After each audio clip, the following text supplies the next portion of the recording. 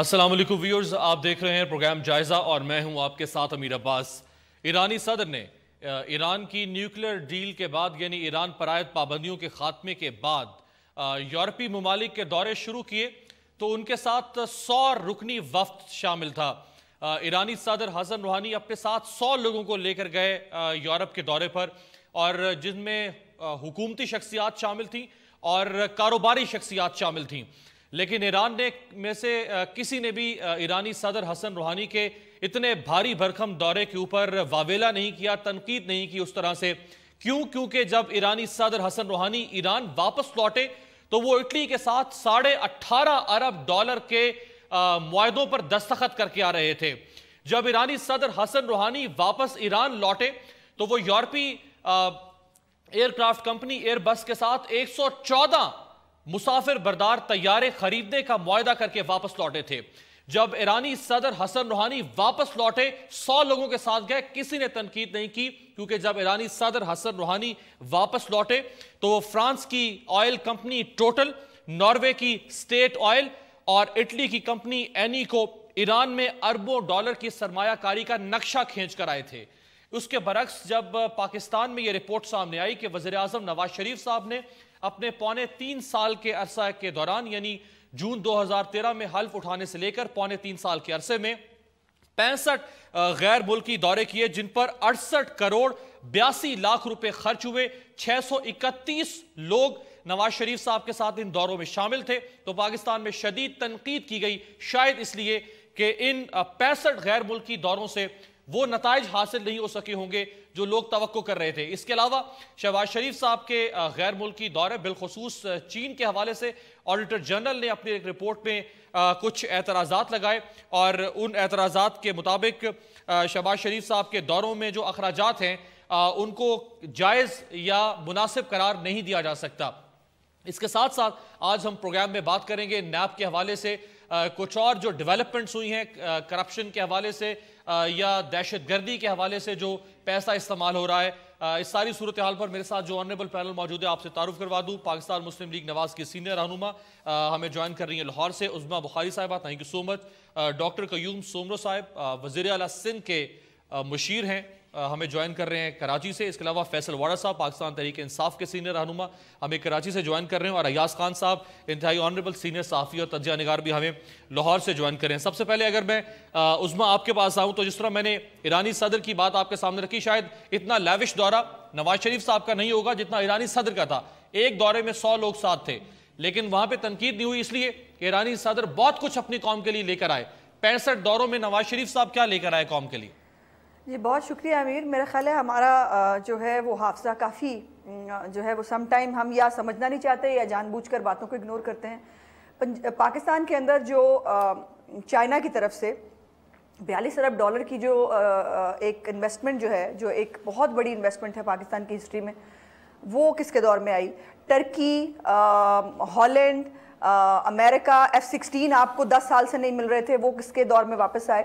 مطلب جو لوگ آپ کی طرف، جو انویسٹرز، جو دنیا کی بڑی بڑی کمپنیز آپ کی طرف آنا نہیں چاہتے تھے، وہ سب لوگ اس وقت پاکستان کے اندر کوئی بھی پروجیکٹ نکال کے دیکھیے، اس میں میجورٹی جو ہے وہ فورن انویسٹمنٹ کی ہے، اور فورن انویسٹمنٹ جو ہے وہ گھر بیٹھ کے تو نہیں آ جاتی ہے۔ اور دوسرا بھی شہباز شریف صاحب کے آپ نے دوروں کی بھی بات کی، یہ تو میں آن ریکارڈ موجود ہوں اور میں آپ کو کہہ رہی ہوں کہ آپ چیک کر لیجئے، شہباز شریف صاحب کا جتنے بھی وہ دورے کرتے ہیں اور ان کے ساتھ جو پبلک ریپریزنٹیٹیوز ہوتے ہیں، ان کے تمام کے خرچے ہم اپنے خود برداشت کرتے ہیں اگر ہم ان کے ساتھ جا رہے ہوں۔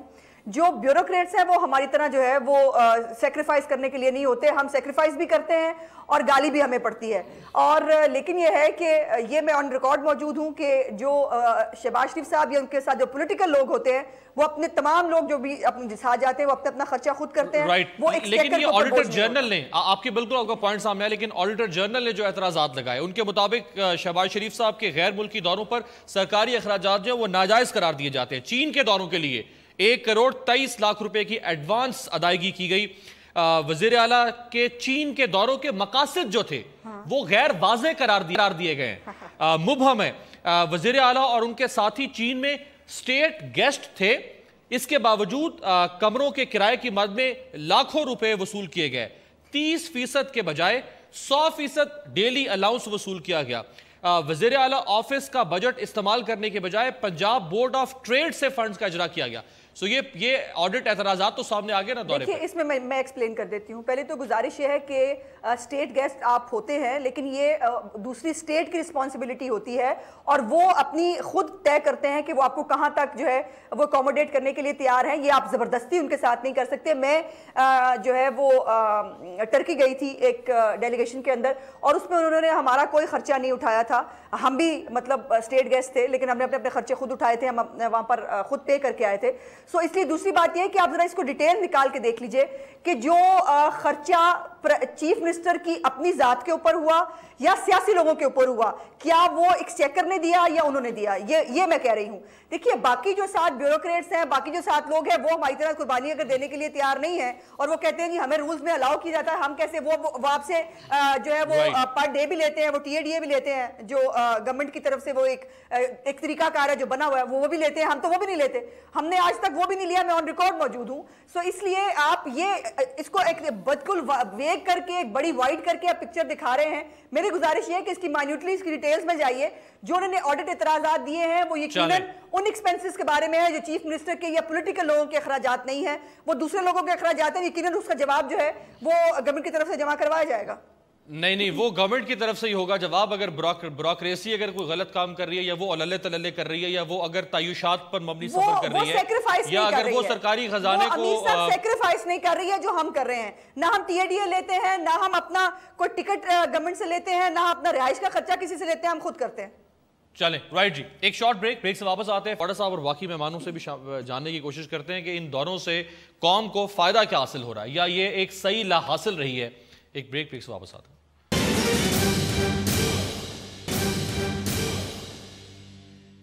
بریک کے بعد ویلکم. ایاز خان صاحب, جمہوریت کے اندر وزیر اعظم جس کو قائد ایوان سمجھا جاتا ہے, قائد ایوان کے لیے جمہوریت میں ضروری ہے کہ وہ ایوان میں حاضری کو یقینی بنائے. لیکن ابھی پچھلے مہینے فروری میں جو اجلاس ہوا قومی اسمبلی کا, اس میں نواز شریف صاحب 103 دن غیر حاضر رہنے کے بعد اسمبلی میں حاضر ہوئے, آخری دفعہ 9 نومبر 2015 کو. سو ایوان میں حاضری وزیر اعظم صاحب کی یہ صورتحال ہے, اور جو بیرونی دورے ہیں ان کی یہ صورتحال ہے کہ وزیر اعظم صاحب نے اوسطاً 2 غیر ملکی دورے کیے ایک مہینے میں, پونے 3 سال میں 65 غیر ملکی دورے, ریکارڈ قائم کر دیا. سر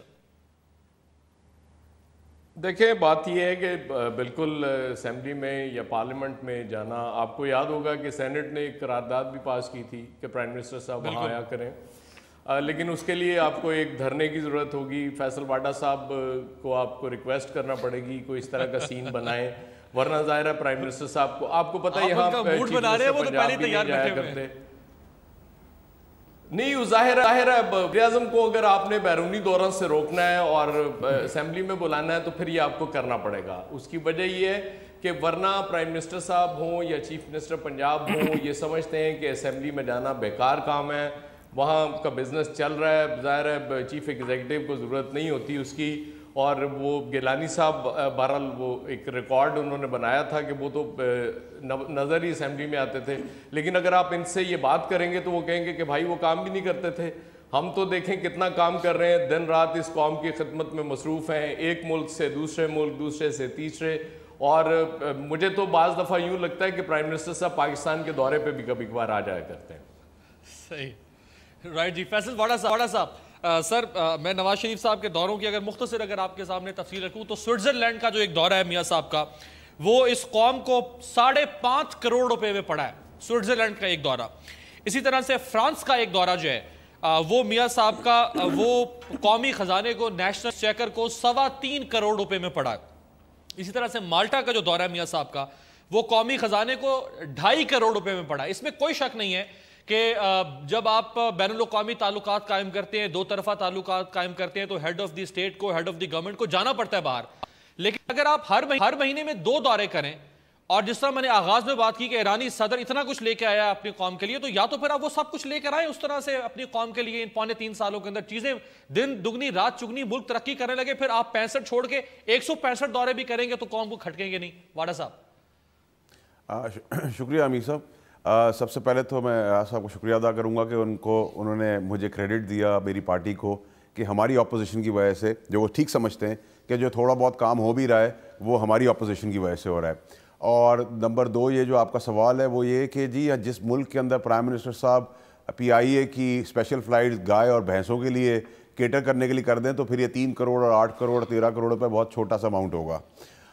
نمبر 3 یہ کہ جو آپ نے ایران کا کمپیریزن بتایا، کاش ہماری حکومت وقت جو ہے وہ میٹرو بسز سے اور اورنج لائن سے ہٹ کر کوئی کام کرتی، کیونکہ سوائے میٹرو بسز کے ہمارے پاس اور کوئی کام نہیں ہے. اور جب میٹرو بسز کی طرف اشارہ ہو یا ڈائریکشن آ جائے احتساب کی تو آپ نے دیکھا ہے کہ کس طرح کی پلبلاہٹ ہوتی ہے اور کیا کچھ نہیں ہوا اور کیا کچھ رہ گیا.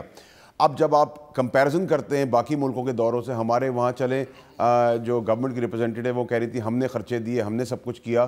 تو جب شور پڑتا ہے ٹی وی کے اوپر یا آڈیٹر جنرل کی جب رپورٹ آتی ہے تو اس وقت یہ کیوں نہیں ایڈریس کیا جاتا کہ آپ نے پیمنٹ کی تھی، گورنمنٹ خزانے سے پیمنٹ نہیں ہوئی تھی؟ یہ تضاد کیوں ہے دونوں سٹیٹمنٹس کا؟ وہ کہہ رہی ہیں، میں ان کی بات مان لیتا ہوں کہ ٹھیک کہہ رہی ہوں گی، لیکن پھر آڈیٹر جنرل کیوں غلط بول رہا ہے؟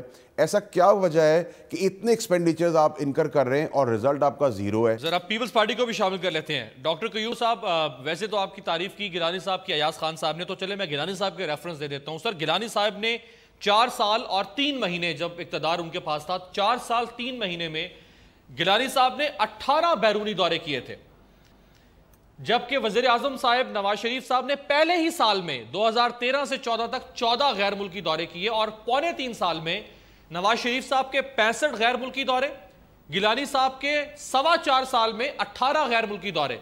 لیکن جواز پی ایم ایل ان کے پاس یہ کہ چونکہ گیلانی صاحب نے کوئی کام ہی نہیں کیا تو ان کو باہر جانے کی ضرورت کیا تھی؟ بسم اللہ الرحمن الرحیم.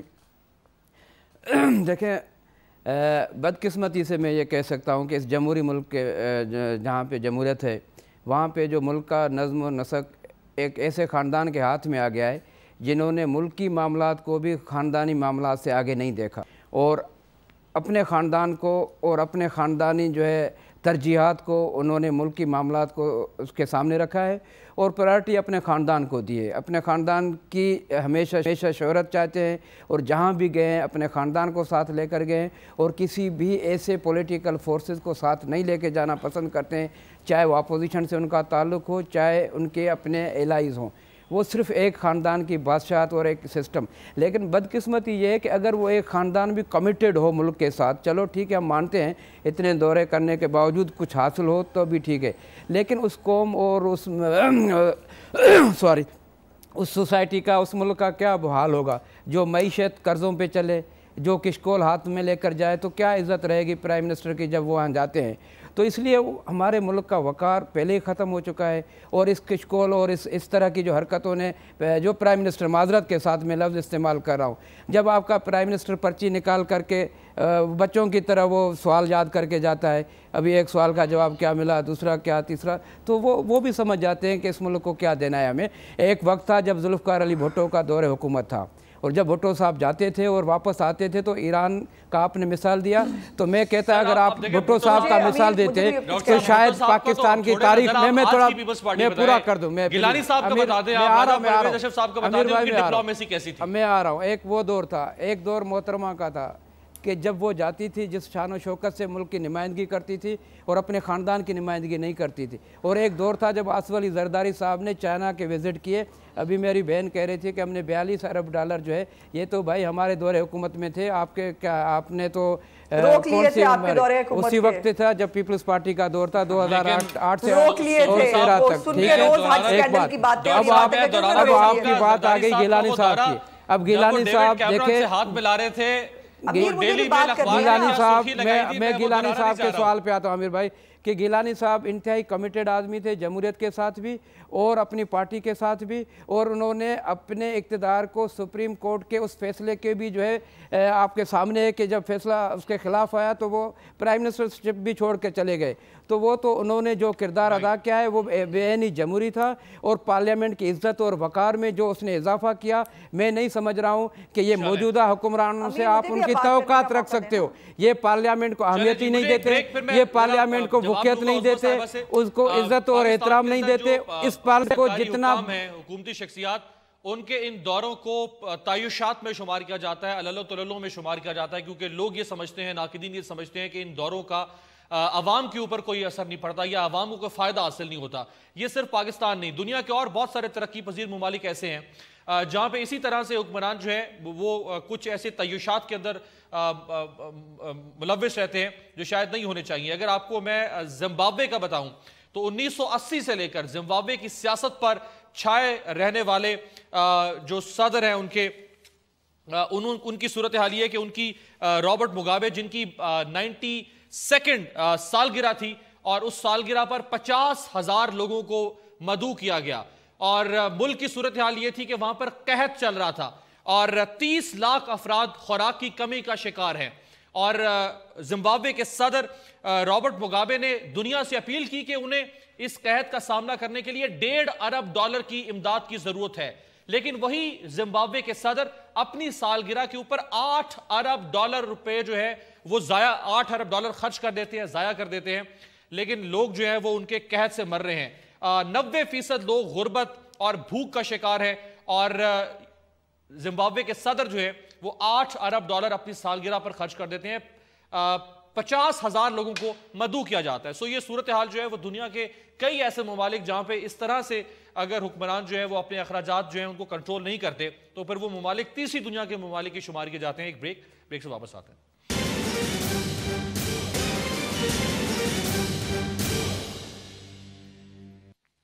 بریک کے بعد ویلکم. عظمیٰ بخاری صاحب, ایک طرف تو شہباز شریف صاحب کے دوروں کے اوپر آڈیٹر جنرل کے اعتراضات اور پھر آڈیٹر جنرل نے پنجاب کے مختلف محکموں میں جو گڈ گورننس ہے اس کا جو نقشہ کھینچا ہے وہ کچھ اس طرح سے ہے کہ 35 ارب روپے سے زائد کی بے ضابطگیاں ہوئی ہیں مختلف محکموں کے اندر. سو ایک طرف تو ہم جو لوپ ہولز ہیں, جو پیسے کی لیکیج ہے, ہم اس کو نہیں روک پا رہے, قرضے پہ قرضہ ہم لیا جا رہے ہیں. پھر جو ہمارے نان ڈیولپمنٹل ایکسپینسز ہیں, یہ نان ڈیولپمنٹل ایکسپینسز میں شمار ہوتے ہیں, غیر ترقیاتی اخراجات میں جو بیرونی دورے ہیں, ہم ان کو بھی کم نہیں کر پا رہے. تو کیسے چلے گا ملک؟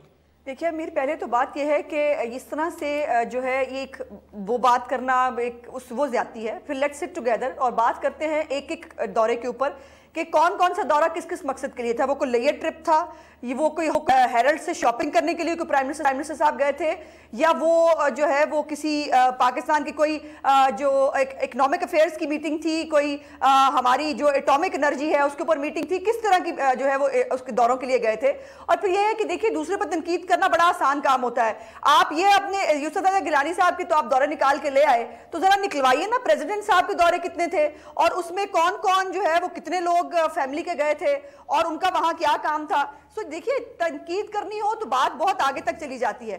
گزارش یہ ہے کہ ان دوروں کے سے حاصل کیا ہوا, that is a more important thing. مجھے یہ بتائیے کہ پرائم منسٹر صاحب کے دوروں پہ جانے کے بعد ہمارے ملک میں کتنے لوگ آئے, پچھلے 5 سال میں کتنے سربراہان مملکت ہمارے ملک میں آئے تھے, اور ہمارے دور میں کتنے سربراہان مملکت ہمارے ملک میں ہے جو ہمارے ساتھ بیٹھ کر بات کرنے کے لیے تیار ہوئے, جو ہمارے ساتھ آگے چلنے کے لیے تیار ہوئے. پھر آپ یہ نکال کے دیکھیے کہ ابھی مطلب کہہ دینا ہوا ہی کچھ نہیں, تباہی ہو گئی, بربادی ہو گئی. یہ ایل پی جی جو ہے سوری فار انٹرپشن, مجھے پونے 3 سال میں مجھے اب 3 سے زیادہ کو سربراہ مملکت پاکستان میں آتے ہوئے دکھا دیں. نہیں مطلب آپ کا 3 سربراہ, میں 5 تو میں آپ کو خود گنوا دیتی ہوں. آپ مطلب شری لنکا جو ہے, اس کے بعد چائنیز پریزیڈنٹ, ٹرکش, ہالینڈ کی پریزیڈنٹ ابھی پچھلے دنوں جو ہو کے گئی ہے, مطلب تو آپ نے کہہ دیا 4 تو میں نے گنوا دیے. دیکھیں ٹرکش کے ساتھ تو ویسے ہی وہ تو ویسے ہی, دیکھیں ٹرکش کے ساتھ تو ویسے ہی شہباز شریف صاحب کا پرانا تعلق چلا آ رہا ہے پچھلے 8 سال سے. کوئی ایسا اور پروڈکٹیو وزٹ دکھا دینا. اب جب میں نے آپ کو اس طرف سے یہ کہہ دیا تب آپ کہہ رہے ہیں پرانا تعلق ہو گیا. پرانا تعلق تو اور بھی بہت سارے لوگوں کے بہت ساری جگہوں پہ ہوتے ہیں. پھر وہ یہ تو کوئی بات نہیں ہے نا, جو ہمارا پلس پوائنٹ ہے وہ بھی آپ ہمیں دینے کے لیے تیار نہیں ہے, یہ آپ کی مرضی ہے میرے باز صاحب. لیکن گزارش یہ ہے کہ اس ملک میں جو بھی بہتر کام ہونے لگتا ہے اس کی ہرڈل بھی آپ ڈالتے ہیں, اس کے بعد تانے بھی ہمیں سننے کو ملتے ہیں, لیکن عوام جو ہے وہ کچھ اور کہتی ہے. عوام ووٹ کے ذریعے جو ہے وہ ثابت کر دیتی ہے کہ وہ کس کے ساتھ ہے. آپ کو میٹرو بری لگتی ہے, لیکن آپ خود ہی پرائم منسٹر سے کہتے ہیں کہ جی ہمیں بھی پشاور میں میٹرو بنانے دیں, ہمیں بھی جگہ دے دیں ریلوے کی, ہم میٹرو بنانا چاہتے ہیں. تو مطلب یہ ڈبل سٹینڈرڈز ہے نا جو نہیں. آپ ایل پی جی کا آپ نے حتی الامکان کوشش کی چائنیز انویسٹمنٹ روکنے کی, اس کے بعد آپ نے ایل پی جی کی حتی الامکان کوشش کی, ابھی پروجیکٹ ہوا نہیں تھا, ابھی طے نہیں ہوا تھا, آپ نے کہا تباہ برباد ہو گئے, زیادہ اس پہ لے لیا. اب جب سامنے فیکٹس اینڈ فگرز آئے تو سوائے شرمندگی کا کچھ نہیں ملا. اور لوڈ شیڈنگ جو ہے جو بات کرتے ہیں, کم از کم یہ تو دیکھ لیں اور سوچ لیں, فیکٹس اینڈ فگرز کے ساتھ نکال کے دیکھ لیں پچھلے 5 سال میں لوڈ شیڈنگ کے حالات کیا تھے اور ان 3 سالوں میں لوڈ شیڈنگ کے حالات کیا ہے. اور میں کہہ رہی ہوں کہ انشاءاللہ جب 5 سال بعد ہم جائیں گے تو اس کے بعد ہم بیٹھ کے پھر آپ ضرور بتائیے گا, پر آپ سے گزارش ہے کہ سنسیئرلی بتائیے گا کہ پچھلے 5 سال میں لوڈ شیڈنگ کتنی تھی اور اس دور میں لوڈ شیڈنگ کتنی تھی. سو یہ دیکھیے آپ ایک ہی چھڑی سے سب کو ہانکے نا, آپ فیکٹس اور فگرز جو ہے بالکل ٹھیک ہے, بالکل ٹھیک ہے. ذرا ایاز خان صاحب سے اسی پہ, ایاز خان صاحب ایک تو یہ جو دوروں کے اوپر ذرا شارٹلی میں آپ سے بھی جاننا چاہوں گا کہ ہم کس کے اوپر فخر کر رہے ہیں کہ سری لنکا اگرچہ ہمارے دوست ملک ہے, انتہائی قابل احترام, سری لنکا کے سربراہ اگر آ جائیں یا افغانستان سے اگر اشرف غنی پاکستان میں آ جائیں, فرانس کا صدر پاکستان میں, امریکی صدر پاکستان میں, باقی یورپی ممالک کے مودی سے بات کرنے کی وجہ سے انڈین فارن منسٹر ملک میں آئی تھی. اچھا چلے مجھے ذرا خان صاحب سے, مجھے خان صاحب سے سوال, خان صاحب وہ ان ممالک کے سربراہ اگر پاکستان میں آئے جو پاکستان میں اربوں ڈالر کی انویسٹمنٹ لے کر آئے, جو پاکستان میں یہاں پہ کیپٹل انسٹال کریں, یہاں پہ انڈسٹریز لگیں پاکستان کے اندر, پاکستان امپورٹر سے زیادہ پاکستان ایکسپورٹ کرنے والے ممالک میں شامل ہو جائے, پھر تو ٹھیک ہے. دوسرا میں ساتھ اگر آپ کے سامنے جو وفاقی وزارت خزانہ کی حالیہ رپورٹ قرضوں کے حوالے سے آئی ہے, اس میں یہ کہا گیا ہے کہ 1 جنوری 2014 سے نومبر 2015 کے آخر تک حکومتی قرضوں میں 23 ماہ کے دوران 2,871 ارب روپے کا اضافہ ہوا, یعنی نومبر 2015 تک, آج سے 5-6 مہینے پہلے تک 18,200 ارب روپے تک جو ہیں وہ ہمارے قرضے پہنچ گئے. ریزروز بھی بتائیے نا پاکستان کے کتنے ہیں, یہ تو چیٹنگ ہے نا پھر امیر. ریزروز بھی بتائیے نا کتنے ہیں پاکستان کے. عظمیٰ مجھے بھی بات کر لینے دیں. یہ تو کوئی بات نہیں ہے.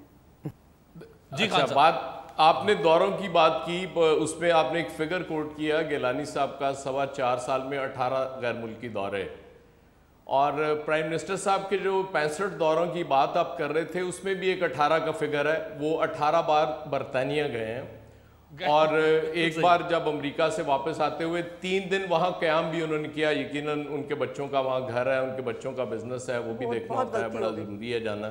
شہباز شریف صاحب برطانیہ برل جاتے ہیں تو وہ بہت سے موقع پہ انہوں نے چیک اپ کے لیے جانا ہوتا ہے.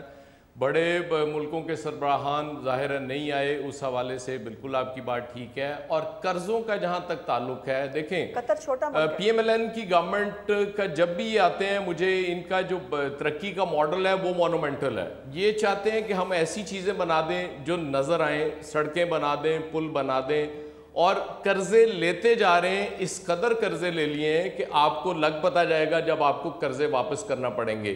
لیکن اپروچ ہمارے پولیٹیشنز کا سب سے بڑا نیگیٹو اپروچ جو ان کی ہے, یہ ایک الیکشن سے دوسرے الیکشنز تک سوچتے ہیں, اس سے آگے کبھی نہیں سوچتے.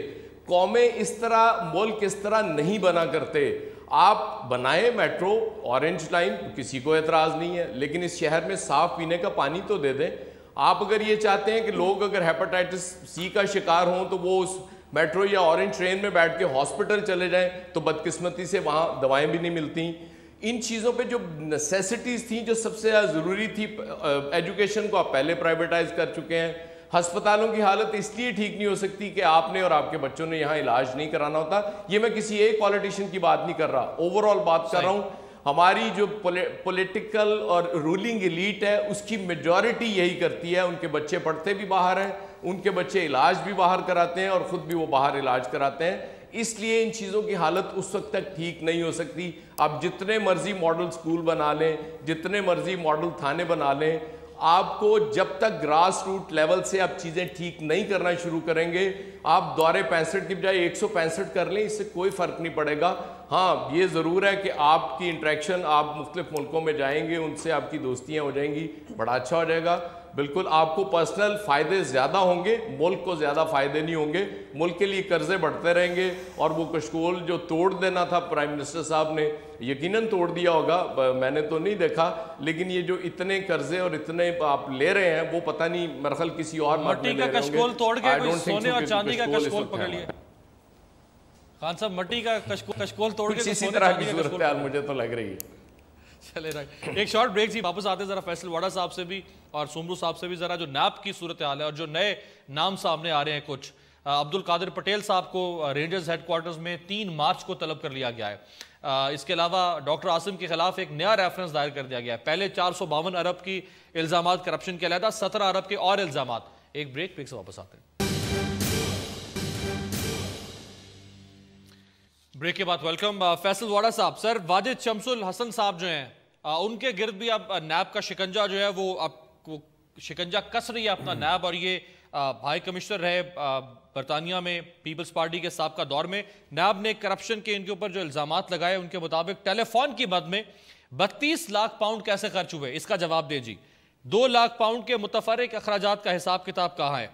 हाई कमीशन के बैंक अकाउंट से 1 लाख पाउंड निकालने और 27 लाख अमरीकी डॉलर की ज़्याफ्ते उड़ाने का जवाब तलब किया जी। 23,000 पाउंड के अखराजात का तो कोई रिकॉर्ड ही मौजूद नहीं है। 4200 पाउंड के एयर टिकट्स कवायद से हटकर खरीदे गए। चार्टर्ड तैयारों पर 1500 पाउंड क्यों खर्च हुए? सो ये एक और शख्सियत सामने आ गई है। और इसके अलावा 6 वुज़रा हैं, उनकी तरफ भी मैं आऊंगा जिनके नाम सामने आ रहे हैं। वाडा साहब। अमीर साहब देखिए, सबसे पहले तो समझने की ज़रूरत है कि नैब के जो चेयरमैन साहब हैं वो किसकी मर्ज़ी से आए थे। वो आए थे पीपल्स पार्टी और नून लीग की मर्ज़ी से, यानी कि उनका एतबार इनके ऊपर था उस वक्त तक। उसके बाद इनको ताकत का टीका लगा दिया इस्टेब्लिशमेंट ने कि एहतसाब हम अपना कर रहे हैं, आप अक्रॉस द बोर्ड सबका करें। जब एहतसाब होना शुरू हुआ तो आपने अमाउंट देखें 452 अरब रुपए, बस 452 रुपए नहीं, 4,52,4,52,000 नहीं, 452 अरब रुपए, 17 अरब। और ये अरबों और खरबों में एक एक शख्सियत के ऊपर इल्ज़ामात आ रहे हैं। एहतसाब का अमल जब शुरू होने लगा, अभी तो सिर्फ डायरेक्शन ली है, पीपल्स पार्टी की तरफ हुआ, उन्होंने रिजर्वेशन शो की, एमकेएम की तरफ आया, उन्होंने रिजर्वेशन शो की, अब सिर्फ नून की तरफ डायरेक्शन हुई है, सिर्फ मेट्रो बसेस का जिक्र आया है, प्राइम मिनिस्टर साहब का 150 लोगों में नाम आ गया है। अभी तो सिर्फ रायवन की रोडों की बात हो रही है, डी मेरिट पर लोगों को भर्तियां करने की बात हो रही है। चले वो अब छोटी मोटी चीज़ें कि वो 400 अरब, 4,000 करोड़, 5,000 करोड़, ये करोड़ ऐसे हो गए जैसे आप चने खरीदते थे या चने खाते थे, उस हिसाब से आप करोड़ों की बात करें। अब जब एहतसाब का अमल शुरू होने लगा है तो आपने उसके अंदर अमेंडमेंट्स, उसके अंदर लोगों का कूदना, एक भाई दूसरे भाई को सपोर्ट करने के लिए आ गया है, असेंबलियों के इजलास और हर किस्म की डायरेक्शन। कोई माफ़ी कर रहा है फ़ौज की तरफ, कोई उनसे अच्छे काम का उनको अप्रिशिएट कर रहा है, कोई उनको बता रहा है कि हमने किसी को इदारे को कुछ कहा हो तो हम माफ़ी चाहते हैं, हम आपके साथ शान बशाना करप्शन के खिलाफ खड़े होंगे। ये सब कुछ अब क्यों हो रहा है? ये इसलिए हो रहा है कि डायरेक्शन चेंज हो रही है। अभी भी रिफॉर्म्स नहीं होने की वजह से होना कुछ भी नहीं है। कयूम सोमरो साहब, सर अयाज लतीफ़ पलेजो साहब फरमा रहे हैं कि पीपल्स पार्टी के 8 साल दौर में 4,000 अरब की करप्शन हुई है, और वो लोगों से अपील कर रहे हैं कि अवाम जो है वो इस करप्ट निज़ाम के खिलाफ उठ खड़े हों। सो अब आपके जो अपनी कौम परस्त जमातें हैं वो भी शोर मचा रही हैं, और ऑलरेडी जो एक ग्रैंड अलायंस बनना था सिंध के अंदर आपके खिलाफ, वो तो खैर नहीं बन सका, लेकिन करप्शन के इल्ज़ाम तो बढ़ते जा रहे हैं। तो आप इससे अंदाज़ा लगाएं कि सिंध के अंदर जो है ग्रैंड अलायंस एक मरतबा नहीं, इससे पहले भी बना था। और ये सारे जितने चेहरे आपके सामने हैं जो करप्शन की बातें कर रहे हैं, ये पहले वहाँ पे 4 मरतबा चीफ़ मिनिस्टर बन चुके हैं, उनकी कारकर्दगी भी सबको पता है। इसलिए सिंध के लोग उनको जानते हैं और इनमें बिल्कुल इखलाक की ज़रूरत है कि सिंध के लोग जो है वोट जब देते हैं तो वो सोच समझ कर देते हैं, नंबर 1। दूसरी बात यह है कि अयाज लतीफ़ पलेजो साहब ने कभी ज़िंदगी में अपनी सीट नहीं जीती। मैं दावा से कहता हूँ और हर जगह मैंने उसको ऐसे सामने भी कहा है कि आपने पूरे सिंध में 70,000 से वोट पूरी पार्टी ने कभी नहीं लिया पूरे इलेक्शनों में। तो बात उनकी अब सियासी तो ये है, उनकी स्ट्रेंथ जो मैं आपको बता रहा हूँ, जितने भी कौम परस्त हैं वहाँ पे अगर पार्टी की हैसियत है तो पीपल्स पार्टी की है, जो वफाक परस्त पार्टी है, जिसने चारों सूबों में वफाक की सियासत की है, जमहूरियत की सियासत की है, और जमहूरियत के लिए उनकी जदोजहद जो एक तारीख हैसियत रखती है। रही बात आपने अभी जो है करप्शन और एहतसाब की बात, सर वो जमहूरियत के लिए तो अपनी जगह पर ठीक है डॉक्टर साहब, लेकिन ख्वाजा साद रफीक साहब ये फरमा रहे हैं कि बदकिस्मती है पीपल्स पार्टी को भुट्टो साहब का मुतबादल जो है वो जरदारी साहब मिले। देखिए मैं अगर ये कहूँ कि क्या उनकी बदकिस्मती है कि ज़ियाउल हक का वारिस भी नवाज शरीफ है, नवाज शरीफ साहब का वारिस ज़ियाउल हक है, अब इस बदकिस्मती में न जाए। उनकी किस्मत ही नहीं है तो मैं बदकिस्मत क्या कहूँ? जो एक डिक्टेटर की पैदावार हो उससे उस पर मैं क्या तबसरा करूँ? वो जमहूरियत से कितना कमिटेड होगा उस पर मुझे ज़्यादा जाने की ज़रूरत नहीं है। लेकिन एहतसाब के हवाले से मैं सिर्फ इतना ज़रूर कहूँगा कि एहतसाब हो, बिला इम्तियाज़ हो, एक रास द बोर्ड हो और इतना ट्रांसपेरेंट हो जो नज़र आए वाकई एहतसाब है। अगर एहतसाब को भी महदूद करोगे, अगर पंजाब की तरफ जा रहा है, PMLN की क़यादत की तरफ जा रहा है, तो उनकी तरफ से जो रिएक्शन आ रहा है वो इतना ख़तरनाक है कि चेयरमैन तक उनको माफ़ नहीं करते। उनके मिनिस्टर जिस अंदाज में बात करते हैं उनकी बातें सुनने वाली होती हैं कि बाकी सूबों में अगर एहतसाब हो रहा है तो सब ठीक, अगर PMLN के लिए कोई एहतसाब की बात हो, चाहे वो सुप्रीम कोर्ट की डायरेक्शन हो, लेकिन ये एहतसाब के लिए तैयार नहीं है। इसलिए मैं ये बावसूख ज़राए से कह रहा हूँ, اور انتہائی ذمہ داری سے کہہ رہا ہوں کہ جس طرح PMLN جو ہے پورے پاکستان میں، پنجاب میں، اور ایک ڈنڈے اور فورس کے ذریعے اور ایک طاقت کے ذریعے اور ایک ایسی جو ہے وہ جس طرح وہ پہلے ایک کہاوت چلی تھی جو گلو بٹ جو ہے ان کا فورس جو ہے ان کے ذریعے یہ حکومت کرتے ہیں۔ ڈاکٹر صاحب ایاز خان صاحب، سر یہ پیپلز پارٹی کے 6 وزراء پیر منظور الحق صاحب جو ہے، جی ایک تو ڈاکٹر صاحب یقین دلا دیں کہ یہ جو احتساب ہونے جا رہا ہے کراس دا بورڈ ہوگا، اس میں کوئی ایشو نہیں ہوگا۔ اس طرح پیپلز پارٹی کی باری ظاہر ہے پہلے آ رہی ہے، پہلے شروع ہوئی تھی ان کی تحقیقات، اس کے بعد بڑی تیزی سے یہ بڑا امپورٹنٹ منتھ ہے پنجاب کے لیے بھی، اور یقیناً آپ کو کچھ شاید گرفتاریاں بھی by the and of month آپ کو نظر آ رہی ہوں، بڑی امپورٹنٹ گرفتاریاں، کچھ آپ کو حیران بھی کریں گی۔ اور اس کے بعد یہ چونکہ کراس دا بورڈ ہونا ہے، اور مجھے یاد ہے جب ڈاکٹر عاصم کے حوالے سے بات ہو رہی تھی تو اس وقت PMLN والے یہ کہتے تھے کہ بالکل احتساب بڑا اچھا ہو رہا ہے۔ اس وقت میں نے ان سے ایک ریکویسٹ کی تھی کہ اس وقت آپ بڑے خوش ہیں، آپ کہہ رہے ہیں احتساب بڑا اچھا ہو رہا ہے، لیکن جب آپ کا ہونا شروع ہو تو پھر بھی اسی طرح کہیے گا۔ لیکن آپ کو پتہ ہے کہ پرائم منسٹر صاحب خود کہہ چکے ہیں کہ یہ بڑا غلط ہو رہا ہے، ہم پر کاٹ دیں گے اگر احتساب کو ٹھیک طریقے سے نہ کیا گیا۔ تو ہم چاہتے ہیں احتساب، ساری پارٹیاں چاہتی ہیں، لیکن وہ کہتے ہیں کہ جی ہمارا نہ کیا جائے۔ آپریشن ساری پارٹیز چاہتی ہیں، لیکن وہ کہتی ہیں جی ہمارا نہ کیا جائے۔ انہوں نے کہا شریفوں کا نہیں ہونا چاہیے، انہوں نے کہا شریفوں کا احتساب نہیں ہونا چاہیے۔ اور جب سب کا ہونے لگے گا تو پھر آپ دیکھ رہے ہوں گے کہ وہ پرائم منسٹر صاحب آپ کو نہیں نظر آ رہے پارلیمنٹ ہاؤس میں، پھر آپ کو دوبارہ نظر آنا شروع ہو جائیں گے۔ رائٹ جی، عثمہ بخاری صاحبہ، چلے اب آپ کے پاس آ جاتے ہیں۔ لاسٹ کامنٹ، نواز شریف صاحب کے بعد شہباز شریف صاحب جو ہیں وہ بھی برہم ہو گئے نیب کے اوپر۔ شہباز شریف صاحب فرما رہے ہیں کہ جی نیب ذمہ دار ادارے کے طور پر اپنے مقاصد تک محدود رہے، قواعد و ضوابط کی پابندی نہ کی تو اسے جواب دہ ہونا پڑے گا۔ دیکھیے امیر، اگر ہمارا دامن صاف ہے اور صرف اس لیے کہ باقی لوگ شور مچا رہے ہیں کہ ان کی کرپشن نکل آئی، ان کی نہیں نکلی، تو آپ دوسروں کو کٹہرے میں لانے کی بات کریں تو ظاہر ہے ہم جواب تو دیں گے۔ ہم نے تو کہا ہے، دیکھیے ہم نے تو ہر جگہ ریکارڈ انہوں نے مانگا، ہم نے سارے ریکارڈ ان کے سامنے رکھ دیے۔ اگر ہم کہیں پر بھی جواب دے ہیں، بالکل کرپشن کے اوپر کوئی زیرو ٹالرنس ہونی چاہیے، کوئی اس سے مبرہ نہیں ہے۔ لیکن یہ تو نہیں ہے نا کہ میٹھا میٹھا ہاپ ہاپ اور کوڑا کوڑا تھو تھو۔ اب آپ یہ ابھی وڈا صاحب اتنا بڑا لیکچر دے رہے تھے، خود کہہ رہے ہیں ریفارمز ہونی چاہیے۔ اب جب ہم ریفارمز کی بات کریں تو ہم غلط کہتے ہیں۔ اب CM KPK کے خلاف اتنا بڑا جو بات حامد خان صاحب نے کی کہ جی ان کے خلاف ریفرنس بھی تیار ہے، ان کا خود کا منسٹر اندر رہا۔ اب سب کچھ تو ٹھیک نہیں ہے KPK کے اندر، ایک تو پکڑا گیا، باقی پتہ نہیں اور کیا کر رہے ہیں۔ شوکت یوسف یہی جو ہے اس کو کیوں ہٹایا گیا تھا؟ آپ نے 3 منسٹر ہٹائے کرپشن کے اوپر، ان کو کیوں آپ نے قومی وطن پارٹی کے لوگوں کو کرپشن پہ ہٹایا؟ ان کو آپ نے اس کے اوپر جنر پہ گالیاں دی، آپ کی ٹیک آ گئی۔ Thank you so much viewers, بہت بہت شکریہ تماموں کا۔ آخر میں صرف آنریبل جسٹس عظمت سعید صاحب سپریم کورٹ کے جج، ان کا ایک آبزرویشن کوٹ کرنا چاہوں گا۔ وہ فرما رہے ہیں کہ پاکستان میں خیانت اور کرپشن کرنا اب کوئی بڑا جرم نہیں رہا۔ یہ سپریم کورٹ کے آنریبل جج اپنے ایک ریمارکس میں کہہ رہے ہیں، اور ایک کیس میں ریمارکس دیتے ہوئے انہوں نے کہا کہ فراڈ کے ملزمان 5 لاکھ روپے اور 2 بکرے دے کر بری ہو گئے۔ یہ صورتحال ہے پاکستان کے اندر انصاف کی اور امن و امان کی اور اسٹیٹ کی رٹ کی اور رول آف لا کی۔ آپ سے ملاقات ہوگی کل، دیکھتے رہیے گا جائزہ۔